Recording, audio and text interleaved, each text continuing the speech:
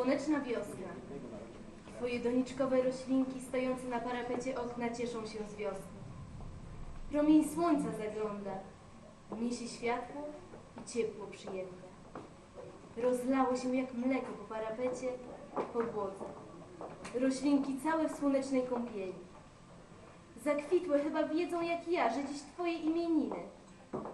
Promień jasny chodzi z czasem po podłodze, trąca moje stopy. Podniecił moje serce i ja się cieszę, że lato za domem budzi się. A między oknem bzykają 3 muchy i wędruje biedronka. Ginąca wieś. Do oczu cisną się łzy. Żal zaciska gardło. Gdzie jest ta polska wieś?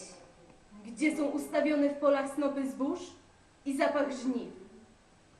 Chopin z tych kop widział nuty do swych dzieł, polskich dusz. Dziś zaciśnięte słomy bal, uduszony czas żniw. Tak mi żal, łagodzi serce utwór Fryderyka.